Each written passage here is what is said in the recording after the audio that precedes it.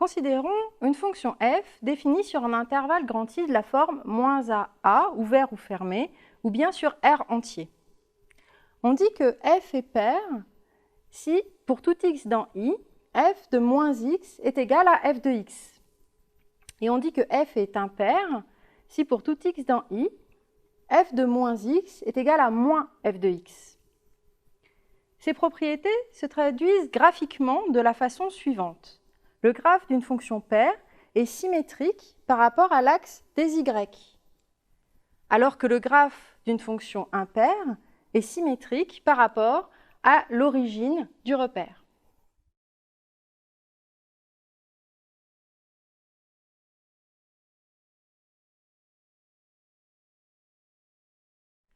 Voyons quelques exemples.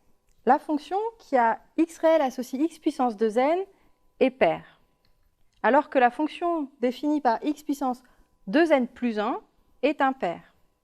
Ces deux exemples fondamentaux sont à l'origine de la dénomination fonction paire, fonction impaire. Voici les graphes des fonctions x carré en bleu et x cube en vert. Il faut les connaître. Ils peuvent en particulier vous aider à ne pas confondre fonction paire et fonction impaire. La fonction cosinus est paire, la fonction sinus est impaire.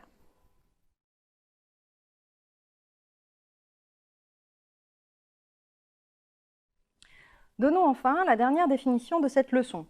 Fixons grand T strictement positif. Une fonction petit f définie sur R est dite périodique de période grand T si pour tout x réel, f de x plus t est égal à f de x.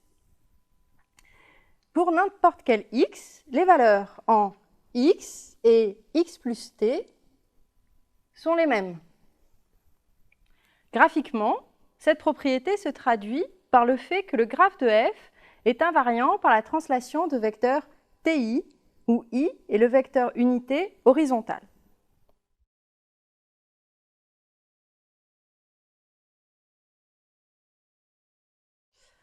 Par exemple, les fonctions sinus en rouge et cosinus en bleu sont deux π périodiques, comme on le voit sur le graphe. La fonction tangente est quant à elle périodique de période π.